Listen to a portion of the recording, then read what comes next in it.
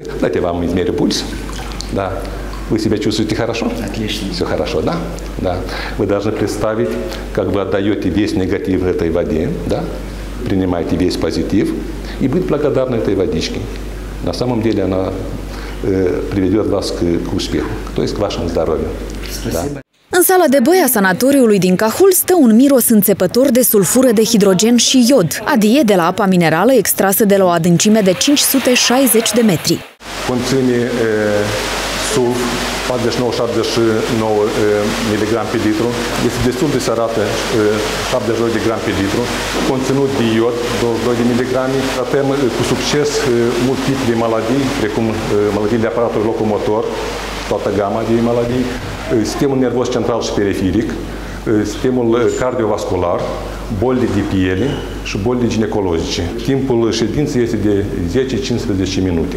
Fiecare om care ajunge să se scufunde măcar o dată în căzile de aici o face cu o singură nădejde, să-și tămăduiască durerile trupești. Am venit cu un genunchi umflat așa, cu mâinile umflate, a început să prindesc apa asta, deodată am simțit, de-a treilea zi am simțit că ne-e mai ușor. Este o legă de miros, dar înseamnă că e folositor. Asta și am venit. Mai este și un izvor de apă minerală sărată pe care oamenii o pot bea direct din robinetele policlinicii balneare. Sub formă caldă inhibă secreția gastrală, deci în stări de hiperaciditate și rece în cazuri când dorim să sporim aciditatea stomacală.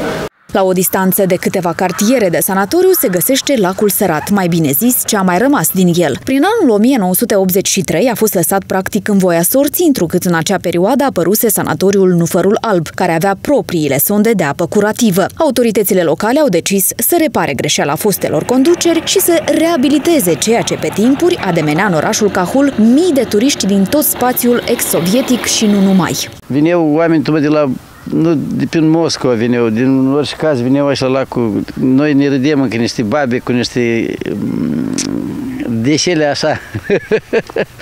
Componența apei mineralizate care este în bazinul unde noi ne aflăm acum subteran are doar doi analogi, la Caucaz și în America Latină. Așa că după tăierea panglicii în luna mai, constructorul care a câștigat licitația s-a pus pe treabă. Este necesar să fie încă un strat de beton special și special din considerentul nu numai că să nu pătrundă apele izvoarelor, dar cel mai mult apele mineralizate să nu pătrundă în sol. Nu este necesar ca iarna să fie apa deversată. Proiectul, care reprezintă cea mai mare investiție în dezvoltarea infrastructurii de turism din ultimii ani și care costă circa 9 milioane de lei, este implementat de Agenția de Dezvoltare Regională Sud. După o primă etapă pentru care statul aloca 800.000 de lei, constructorul a cheltuit peste 2 milioane. Lucrările vor continua numai dacă își va vedea banii recuperați. Chiar dacă lucrările au fost stopate temporar aici la lacul Sărat, acest mic excavator lucrează în fiecare zi pentru că desfundă canalele de acumulare a apei subterane.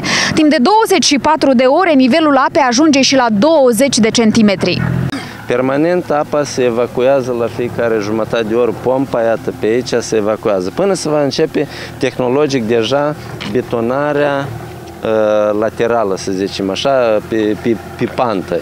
Totodată, la începutul acestei luni urma să înceapă forarea sondei de apă minerală, una separată de cea care există la sanatoriu. Agenția Națională de Geologie nu se grăbește să avizeze aceste lucrări. Autorităților li s-au propus două alternative. Este vorba de un traseu sau cu cisternă cu camionul, ceea ce ne face, făcând niște calcule pentru lacul acesta cu volumul de proiect de 17.000 cuburi, este necesar ca sonda aceasta să fie forată aici alături. Evenimentele sunt urmărite cu atenție de administrația sanatoriului, care odată cu reabilitarea lacului Sărat ar putea pierde din numărul pacienților săi. Lacul Sărat are și el dreptul la existență ca o alternativă.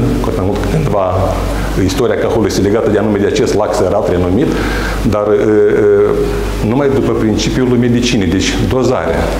Emblema medicinii este un șarpe care la o picătură de venin este medicament, 2 de acum este o travă. Mirosul înțepător de sulf aducător de bani l-au simțit cel mai bine oamenii care locuiesc în preajmă. Au început să-și vândă casele cerând sume care întrec cu mult limita normală. Spre exemplu, această locuință cu 6 ari se vând pentru aproape 70.000 de euro. Mai la deal o altă casă, un alt preț, 50.000 de euro. Primii investitori au și apărut. Deci v-ați cumpărat deja un lot de pământ aici? Foarte corect. Și am dovedit la timp. Vreți să construiți ceva pe acest loc? Da. Casă de locuit sau ceva pentru business în viitor. Deci eventual o să dați în arendă dacă o să aveți turiști. Foarte corect, da. Deja la inițiativa societății civile avem înaintate 3 proiecte spre fondurile europene. Este vorba de amfiteatru și este vorba de piscine. Intrarea pe teritoriul lacului Sărat, care s-a format la sfârșitul anilor 60 ai secolului trecut ca rezultat a sondării unei fântâni arteziene în preajma râului Frumoasa din Cahul, va fi cuplată, iar suma va fi stabilită ulterior. Desigur, va fi una pe măsura tuturor buzunarelor, spune primarul orașului Cahul, astfel încât să se poată odihni și beneficia de tratament fiecare.